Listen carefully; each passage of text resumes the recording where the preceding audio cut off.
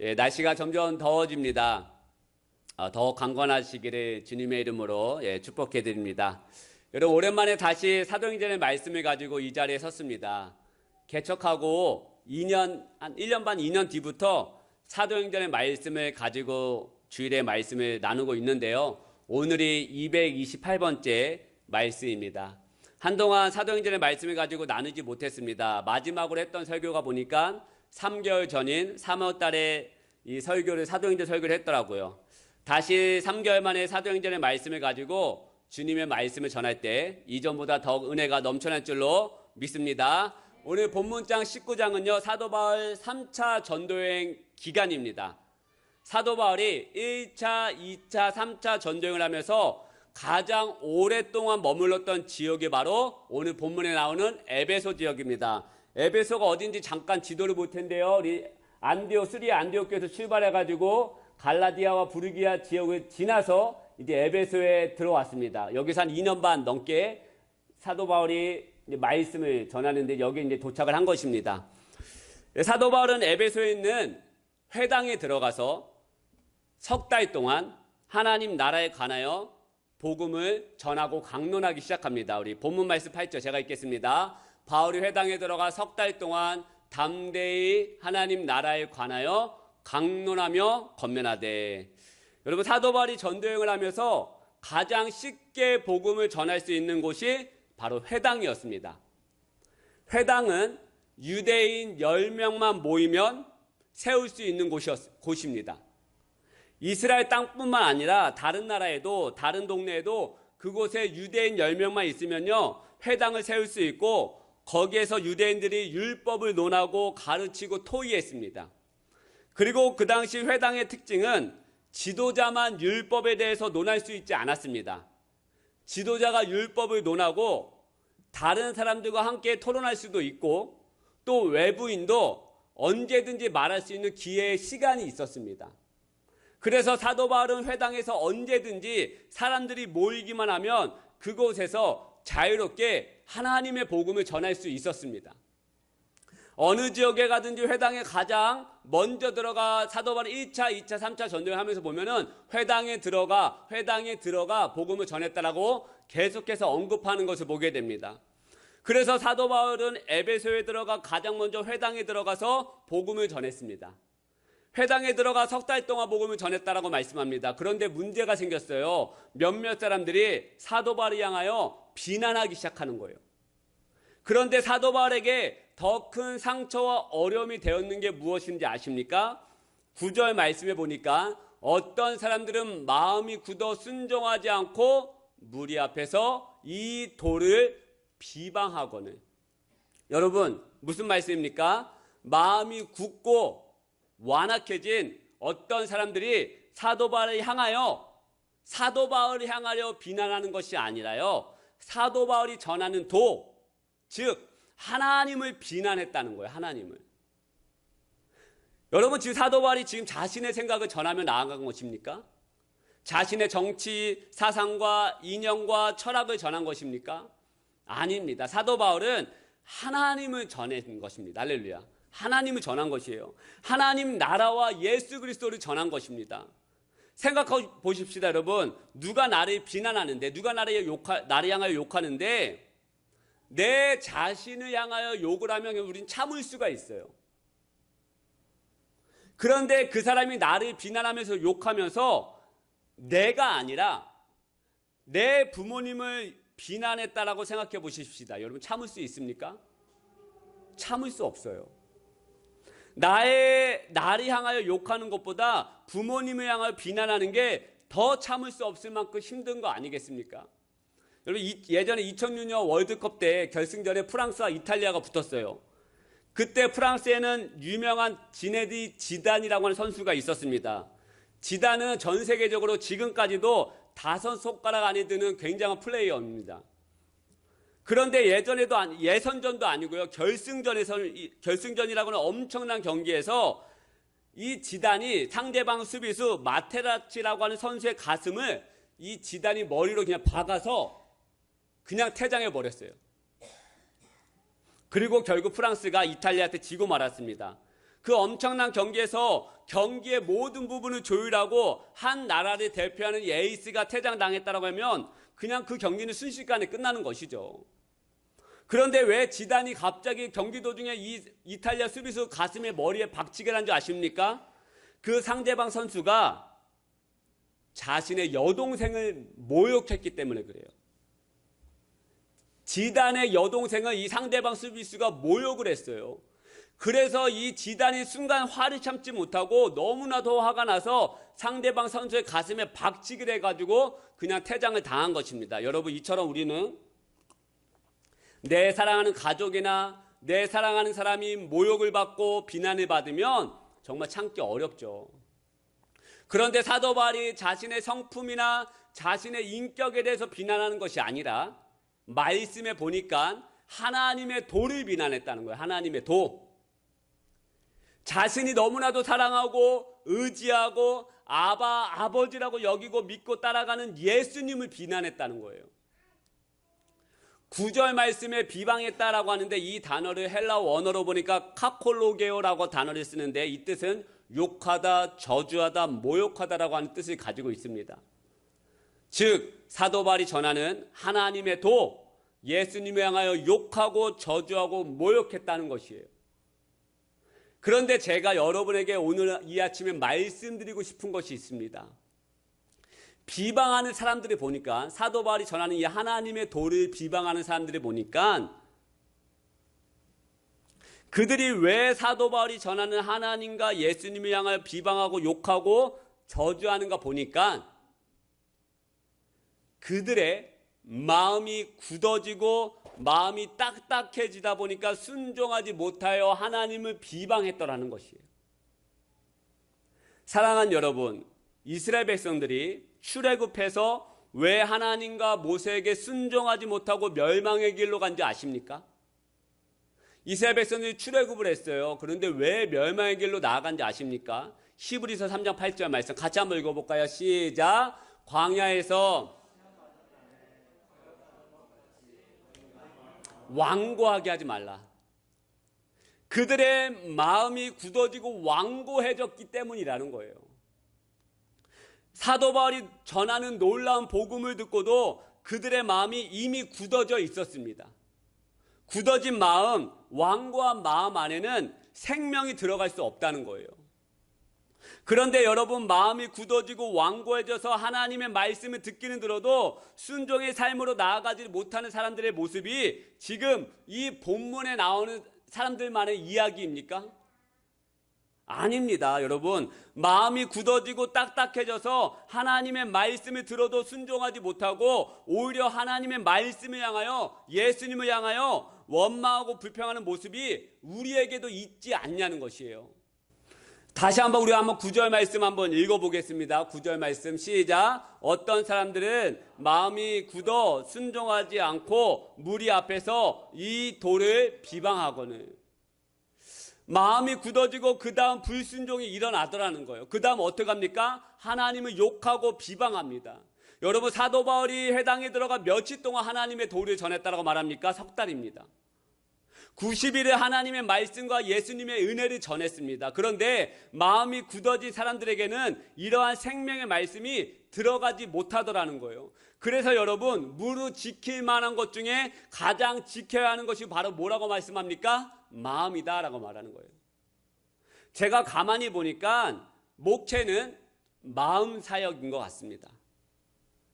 눈에 화려해 보이고 눈에 좋아해 보이는 것은 잠시 잠깐이더라고요. 그리고 성도와 목회자 사이에서 마음이 통하고 서로의 마음이 주님의 은혜 안에서 잘 교통하면 목회는 성공한 목회이고 승리한 목회임을 제가 깨닫게 되더라는 거예요. 마음이 다친 성도님과 이야기하면 그렇게 제 마음이 힘들고 답답합니다. 예전에 여러분들이 오시기 전에 아무도 없을 때 여자 두 분이 오셨어요. 한 분은 어느 신학원에서 전도사 인준을 받으신 분이시고, 또 한 여자분은 이 전도사님이 전도해서 예수님을 믿게 된 분이셨는데 이 두 분이 이 교회 초창기에 오셨습니다. 그러니 여러분 제 마음이 얼마나 기쁘고 신났겠어요. 맨날 사모와랑 다혜님 앉아있다가 여자 두 분이 이렇게 앉아있으니 얼마나 제가 막 신이 났겠습니까. 입이 찢어졌겠죠. 처음에도 이 여자 전사님이 얼마나 헌신적이고 신이 나셨는지. 그런데 몇 년이 아니에요. 몇 개월이 지나지 않았는데 제가 말씀을 전하려고만 하면 그 전도사님이 고개를 푹 숙이시는 거예요. 지금 숙이신 분이 아무도 없어서 다행입니다. 예, 요 멘트를 할 때 숙이신 분이니까 걱정했는데 제가 찬양이 끝나고 말씀을 전하려고만 하면 그분이 고개를 푹 숙이시는 거예요.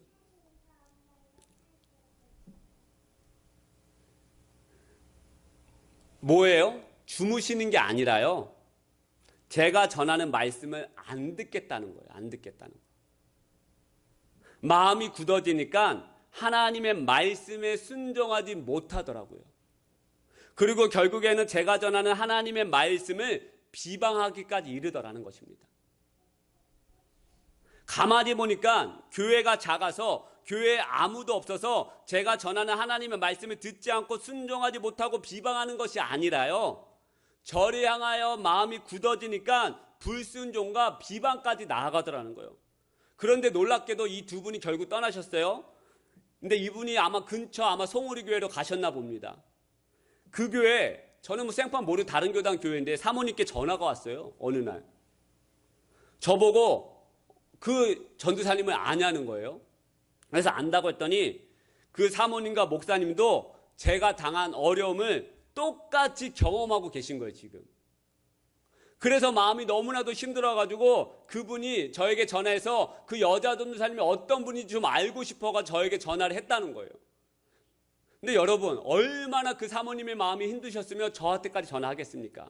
처음에는 목사님이 말리셨대요. 전화하지 마라, 전화하지 마라. 근데 그 목사님이 너무 큰 괴로움을 당하니까 한번 전화해봐라.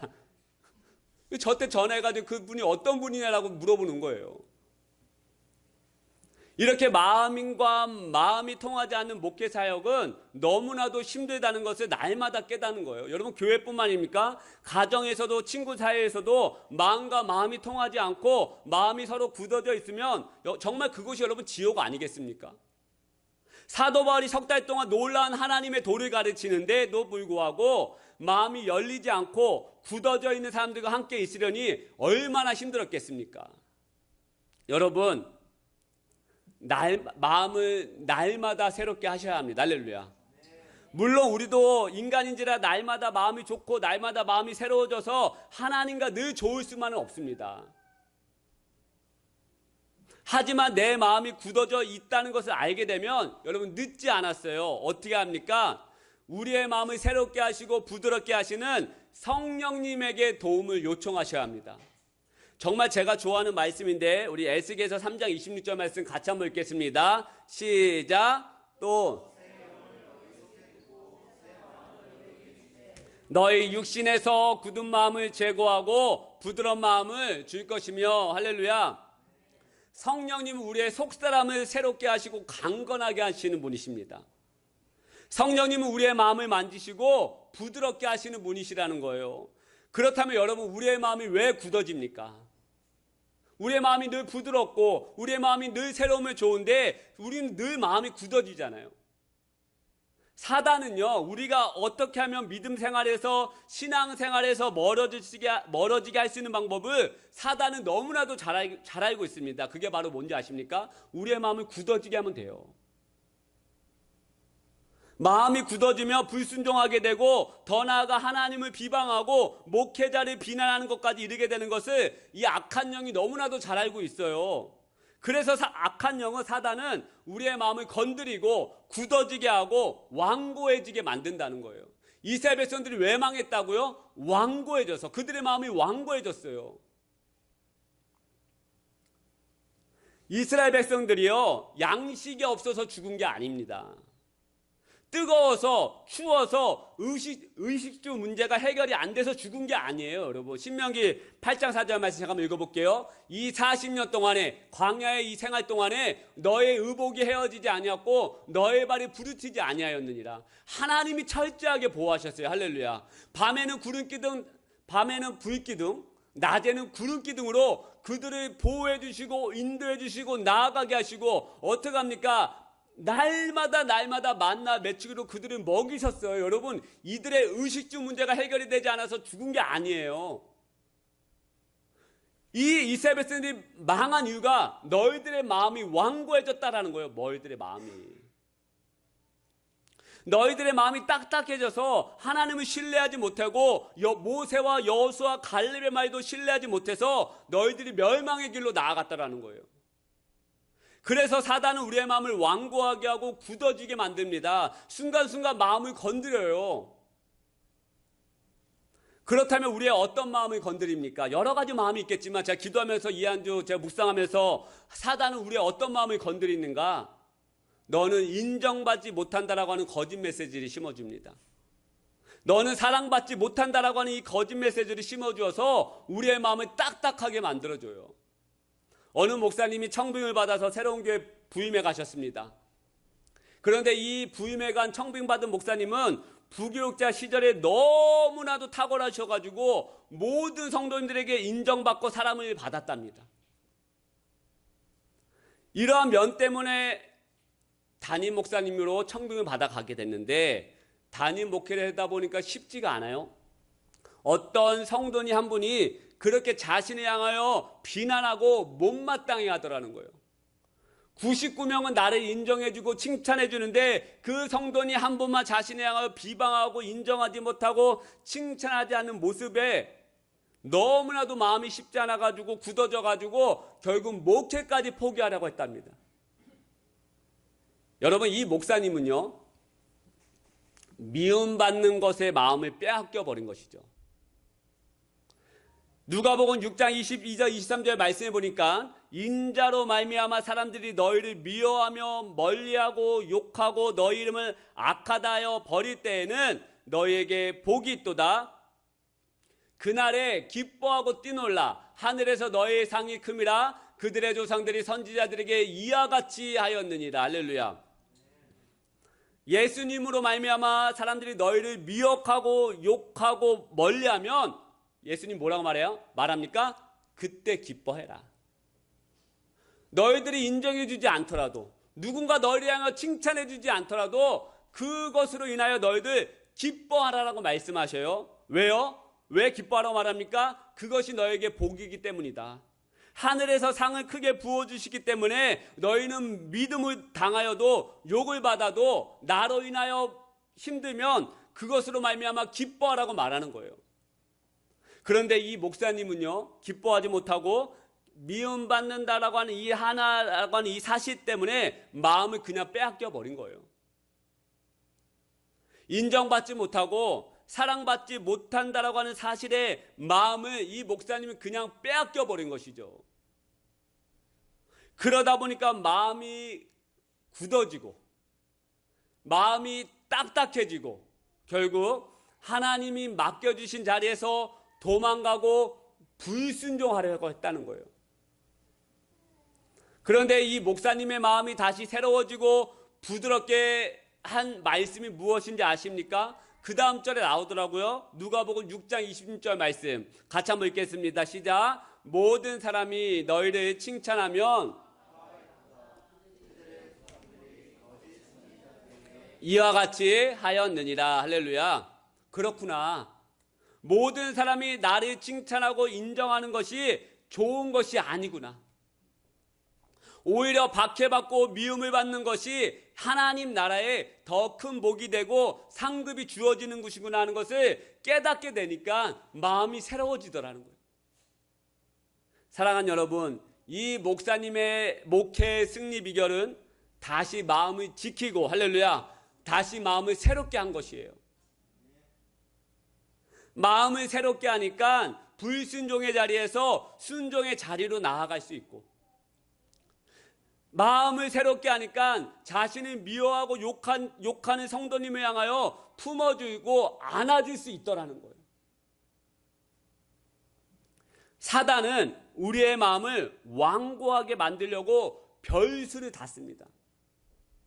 예전에 제가 부교육자 생활할 때 성도님들 중에 습관적으로 이런 말씀하시는 분들이 몇몇 계셨습니다. 우리 목사님은 나를 안 좋아해. 저한테 와서 하소연하는 거죠. 제가 부교육자다 보니까. 우리 목사님은 나를 인정해 주지 않으셔. 그 성도님들이 벌써 그 생각으로 인해서 마음이 굳어지신 성도님들 제가 많이 보았습니다. 그러다 보니까 교회 생활, 신앙 생활, 믿음 생활이 재미없어지고 점점 무너지시고 힘을 잃어가시는 것을 보게 되었다라는 것이에요. 사랑하는 여러분, 우리의 마음이 저절로 해결되실 것이라고 하는 생각을 버리셔야 합니다. 다시 한번 말씀드릴게요. 우리의 이 딱딱해진 이 마음, 완고해진 이 마음이 그냥 시간이 지나면 저절로 해결될 것이라고 하는 생각을 가지시면 안 돼요. 사도 바울은요, 정말 탁월한 전도자였습니다. 그가 손을 얹으면 병자가 치유됐어요. 그가 손을 얹으면. 또 그는요, 탁월한 스승 밑에서 교육을 받은 유대인 중에서 유대인이었어요. 히브리인 중에 히브리인이었어요. 가말리아 문화 밑에서 최고의 수삭을 받으면서 최고 교육을 받으면서 논리적으로 하면 그보다 달변가는 없을걸요, 아마? 이렇게 달변가이고 능력자였던 사도 바울이 무려 이 회당에서 한 자리에서 3달 동안 부흥회를 한 것이에요. 그렇게 긴 시간 동안 말씀을 전했음에도 불구하고 마음이 완고하고 마음이 굳어져 있는 사람들에게는 하나님의 이 능력의 말씀이 하나도 들어가지 않더라는 거예요. 하루 이틀 전한 것이 아니죠. 90일 넘게 말씀을 전했습니다. 그런데 90일 넘게 굳어져 있는 마음이 하나도 부드러워지지 않았다는 거예요. 90일 동안. 지금 제가 무슨 말씀을 드리고 싶은 거예요? 딱딱해지고 굳어져 있는 이 마음은 저절로 시간이 지난다고 부드러워지고 해결이 되지 않는다라는 것이에요. 시간이 지나면 괜찮아질 거야 라고 생각하신다면 여러분 크게 오산이라는 것이에요. 예전에 받았던 상처와 쓴뿌리가 왜 그대로 남아있어서 우리의 삶을 어렵게 만듭니까? 예전에 받았던 상처, 어렸을 때 받았던 그 상처가 왜 아직도 내 마음을 힘들게 하고 나에게 트라우마로 남아있어서 왜 내 삶을 어렵게 만듭니까? 시간이 지난다고 마음이 해결되지 않기 때문에 그런 거예요. 시간이 지난다고, 30년이 지난다고 그 어렸을 때 그 상처가 여러분 스스로 해결됩니까? 담임 목사님 향한 굳어진 마음, 하나님 향한 굳어진 이 마음이 시간이 지난다고 그냥 부드러워진 줄 아세요? 사도 바울이 90일 넘게 거기서 하나님 말씀을 전했다니까요. 그래서 우리는 여러분 날마다 하나님의 선한 손길, 은혜의 말씀을 읽고 보고 구하셔야 하는 거예요. 여러분 학생부 수련회, 여러분 또 이렇게 우리가 부흥회 수련회 같은 데 가면 첫 시간에 하는 순서가 꼭 있어요. 아이들, 청소년, 청년 캠프에 가면 꼭 하는 시간이 있는데 그게 뭐냐면 아이스 브레이킹. 들어보셨죠? 아이스 브레이킹. 뭐예요? 딱딱하고 얼음 같은 마음을 깨부시는 시간. 아이스 브레이킹. 영어 발음이 안 좋더라도 이해해 주시기 바랍니다. 예, 딱딱하고 굳어진 마음을 깨부시는 시간이 항상 첫 시간에 있어요. 여러분, 첫날 첫 시간 어색한 장소 처음 만난 사람들이 모였으니 얼마나 딱딱한 분위기일지 상상이 되시죠? 예전에 제가 청소년 캠프 가면 2,000명이 모였는데 얼마나 어색한지. 근데 찬양 인도자가 다른 교회 찾아가서 하이파이브를 하라는 거예요. 다들 쭈뼛쭈뼛하고 다 모른 체하고 막 이래요. 힘들어요. 이게 어색하죠. 그런데 여러분, 그래서 그 시간을 깨기 위해서 레크레이션 한다고 게임하는 거 아니겠습니까? 지난번 우리 남이섬에서 우리 학생들이 어색하고 힘들어할 수 있었음에도 불구하고 우리 탁월한 김은주 목사님, 이기현 전사님의 게임으로 말미암아 어떻게 됐습니까? 다 마음이 깨어지고 부드러워지고 그래가지고 막 학생들이 막 서로 막 게임도 하고 연합해가지고 막 신나는 시간 보내고 오지 않았습니까? 할렐루야. 예, 이게 아이스 브레이킹, 이제 서로 마음이 깨는 시간이 필요한 거예요. 우리의 신앙생활도 마찬가지라는 거예요. 내 삶에도 아이스 브레이킹 같은 시간이 필요하다는 거예요. 딱딱해지고 굳어진 마음 저절로 해결되지 않아요. 반드시 깨주시고 부드럽게 하시는 이 시간이 우리 삶에 필요하다는 거예요. 그것이 무엇이겠습니까? 여러분 깊게 생각하지 않으셔도 돼요. 그것이 무엇일까? 우리의 마음을 깨고 부드럽게 하는 시간이 무엇이 있을까? 제가 아침에 보내드리는 한 구절 묵상을 읽고 다시 마음에 새기고 묵상하는 시간으로 나아가는 거예요. 할렐루야. 그냥 보냈는데 또 보냈네. 목사님 또 시작했네. 그렇게 해서 그냥 이따 저녁에나 읽어야지 하고 안 읽다가 저녁에는 다 까먹죠. 읽겠습니까? 솔직히. 솔직히 까놓고 얘기해가지고. 예. 근데 여러분, 그 한 구절의 말씀이 제가 제가 보낸 거 여러분 무조건 읽어야 돼. 이거 아니라 저는 어떻게든 여러분에게 하나님의 말씀을 좀 여러분 심령 안에 들어가기 위해서 어떻게든 애를 쓰고 있는 거거든요. 근데 여러분이 그것을 입을 열어서 여러분의 심령에 채우면 그 말씀이 여러분의 딱딱해진 마음을 부드럽게 하는 충분한 도구가 된다는 거예요. 할렐루야. 할렐루야. 또 뭐가 있겠습니까? 여러분 주보 그냥 오면 그래 오늘 사모님 목사님 그 잘 썼나, 또 오탄한 거 없나, 또 문맥에 잘 맞나, 오늘 지연자매니 기도인데 어디 갔어 이렇게 하지 마시고, 여러분 제가 매일 성경 읽기 올리는 거 아세요? 또 하루에 3장 읽어보자. 그래서 1년에 1떡 해보자. 여러분 한 구절 묵상하고 좀 남는 시간에 오늘 무슨 날인가, 주일 창세기 35장부터 37장 한번 읽어보자. 그 말씀을 새겨보자. 할렐루야. 우리의 딱딱해진 이 마음을 말씀으로만 해결할 수 있다니까요. 말씀을 맺으실게요. 엊그저께 한 구절 묵상 때 여러분 제가 어떤 말씀을 보내드렸느냐, 새 노래로 하나님을 찬양하라라고 하는 말씀을 가지고 여러분에게 묵상을 보내드렸어요. 기억하세요? 여보 이거 안 읽으니까 기억 못하니까 아멘도 안 하잖아요. 여러분 제가 엊그저께 새 노래로 하나님을 찬양하자라고 하는 말씀을 가지고 여러분에게 한 구절 묵상을 보내드렸습니다. 그때 아내가 이 묵상을 보고 이런 고백을 하더라고요. 잘 들어보시기 바랍니다. 저는 묵상을 통해 새 노래를 부르기 위한 내 마음은 새로운지를 돌아보았습니다. 기가 막힌 표현 아닙니까? 새 노래로 하나님을 찬양했는데 내 마음이 새롭지 않으면 새 노래로 하나님 찬양할 수 없는 거예요. 소름. 아니에요? 낡은 마음, 딱딱해진 마음으로는 하나님의 새 노래로 찬양할 수 없는 거예요. 시편의 기자가 우리 날마다 새 노래로 하나님을 찬양하자, 우리 날마다 새 노래로 하나님을 여호와를 높여드리자, 하나님을 칭찬하자라고 말하는데, 여러분 마음이 낡아 있고 마음이 굳어져 있으면 어떻게 새 노래로 하나님을 찬양할 수 있겠습니까? 저는 묵상을 통해 새 노래를 부르기 위한 내 마음을 새로운지를 돌아보았습니다. 여전히 낡고 오랜 습관처럼 주님을 바라보고 찬양하진 않았나라고 하는 생각이 들었습니다. 새 노래로 주님을 찬양하기 위해 주님과의 첫사랑의 순간이 늘 제 안에 가득하기를 소망합니다 라고 글을 보내주셨어요. 새 노래를 부르기 위해서는요, 새 마음, 이 새 마음은요 저절로 생기는 것이 아니에요. 사도 바울이 90일 동안 그렇게 하나님의 말씀을 놀랍게 논리적으로 능력의 말씀을 전했지만 그 굳어진 마음에는 하나님의 말씀이 하나도 들어가지 않고 90일 동안 이 마음이 해결이 되지 않는 거예요. 그래서 우리는 아침마다 저녁마다 내 마음이 어떤지 돌아보시고 정직하게 돌아보시고, 그런 다음에 하나님 말씀으로 내 마음을 투영해서 그 말씀 내 마음을 갈아엎는 작업을 하셔야 하는 거예요. 할렐루야.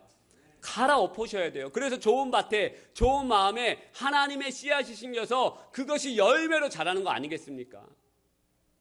그 마음을 갈아엎지 않는데 어떻게 마음이 열매가, 마음의 말씀에 씨앗이 심겼는데, 오늘 목사님 한 3번 정도 웃겼네, 오늘 목사님 말씀이 이 포인트가 좋았네. 그런데 여러분 마음이 딱딱해져 있으면 그 말씀이 그렇게만 하고 그냥 그 말씀 심겨지겠습니까? 뿌리를 내리겠습니까? 너무나도 당연한 진리인데 우리가 그렇게 살아내지 못한다는 게 문제죠. 여러분 마음을 갈아엎으셔야 합니다. 할렐루야. 갈아엎으셔야 돼요. 그 갈아엎는 거 어렵지 않아요. 말씀을 하루 좀 시작해보고 하루 3장 정도 내가 말씀으로 내 삶을 좀 비춰보고 어떤 목사님이 마음이 복잡해지고 마음이 힘들면 자기는 2가지를 한다고 합니다. 첫 번째는 복음서를 읽는다고 해요. 예수님의 행하심, 예수님의 그 따뜻하심의 일, 공생의 사역을 보면서 자신의 마음을 부드럽게 한다고요. 2번째는 자신은 방언 기도로 나아간다고 해요. 그 2가지를 했을 때 자신의 마음이 부드러워지고 다시 새로워지는 것을 자기는 늘 경험하기 때문에 누구로 인하여서 환경으로 인해서 마음이 굳어지면 자기는 즉시 복음서의 말씀을 읽고 방언으로 기도한다라고 하는 제가 그 간증을 들은 적이 있습니다. 여러분 사랑하는 회복교회 성도님들 마음을 부드럽게 하셔야 합니다. 할렐루야. 그래야 여러분이 하나님의 말씀을 듣고 순종하고 열매를 맺을 수 있는 삶을 살아갈 수가 있는 것입니다. 우리 같이 그 마음을 가지고 한번 찬양하기를 원하는데요. 나의 마음을 우리 한번 모르는 분도 계실 텐데 우리 나의 마음을 정그가 같이 정결케 하소서 우리 한번 찬양하시고 우리 가사를 한번 먼저 읽어보고 찬양하겠습니다. 한번 가사 띄워주시고 한번 같이 읽겠습니다. 시작. 나의 마음을 정금과 같이 정결케 하소서. 넘겨주시고 나의 마음을 정금과 같이 하소서. 그 다음에 넘겨주시고 같이 읽겠습니다. 시작. 내 영혼에 한 소망이 있으니 주님과 같이 거룩하게 하소서. 넘겨주시고 나의 삶을 드리니 거룩하게 하소서. 예, 우리 하영아 반주해 주시고 우리 같이 찬양하겠습니다.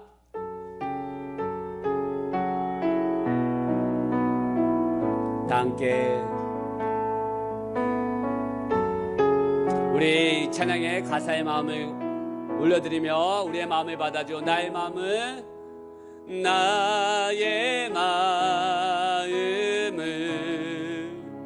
정금과 같이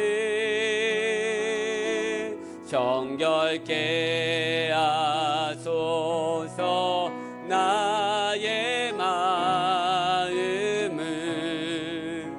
정금과 같이 하소서. 내 영혼에 오늘 이 아침에 우리의 마음을 붙잡아 주시옵소서.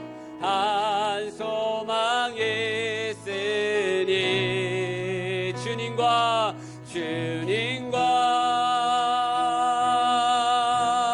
같이 거룩하게 하소서.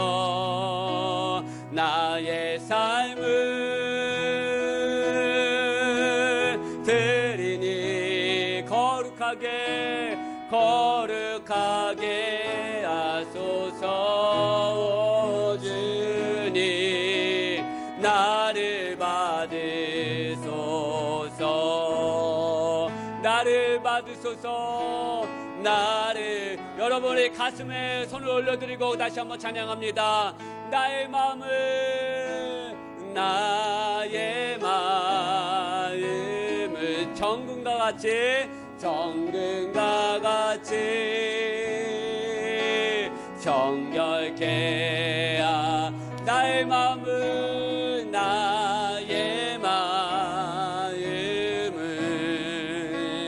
정금과 같이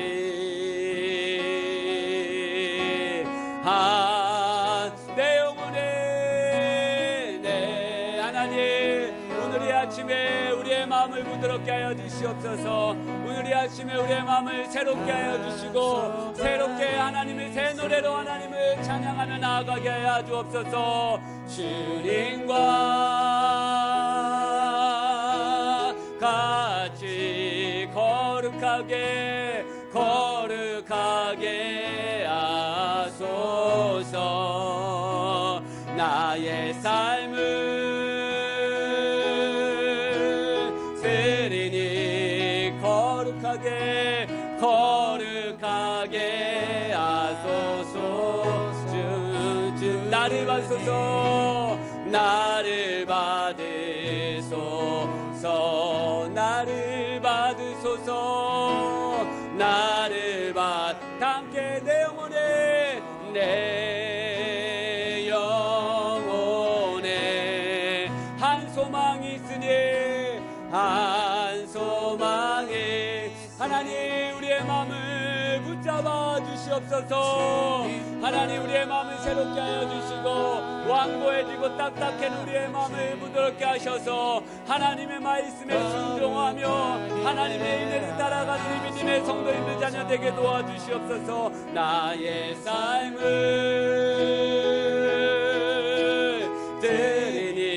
드리니 거룩하게 하소서.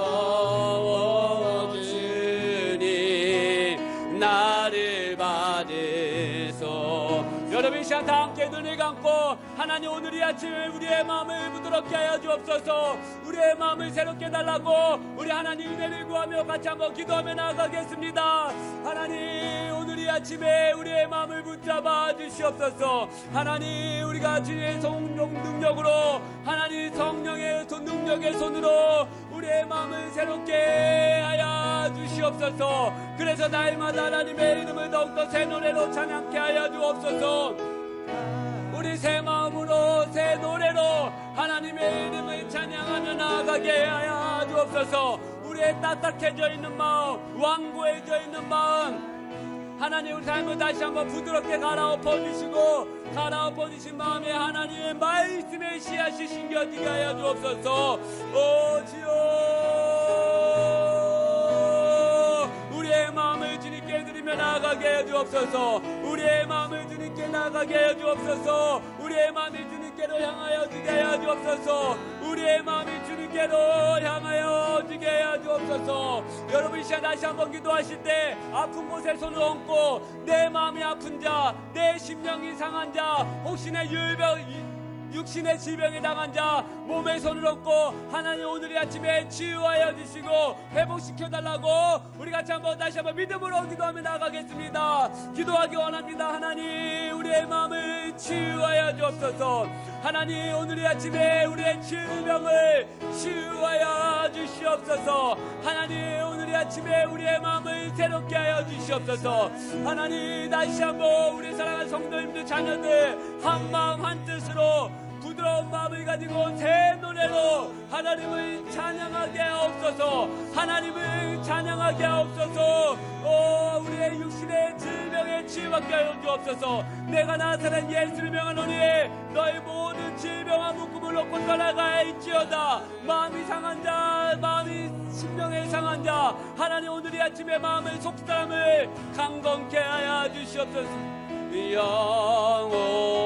영혼에 한 소망이 있으니 한 소망이 있으니 주님과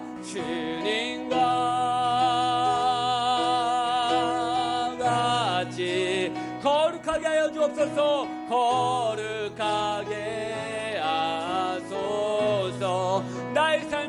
나의 삶을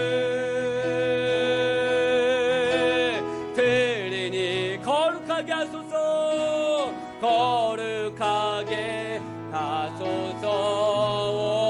주님 나를 받으소서. 나를 받으소서. 주님 나를 다시 한 번 더 나를 받으소서. 나를 받으소서. 나를 받으소서. 하나님 오늘 이 아침에 우리의 마음을 붙잡아 주시옵소서. 오늘 이 아침에 우리의 마음을 새롭게 하여 주시옵소서. 하나님 우리의 마음이 갈아엎어져서 하나님의 말씀이 들어가 열매가 맺혀지는 그런 좋은 옥토바스로의 마음으로 우리의 마음을 붙잡아 주시옵소서. 하나님 오늘 이 아침에 환난당한 자, 슬픔 당한 자, 질병에 걸린 자 하나님 치유하여 주시고 회복시켜 주시옵소서.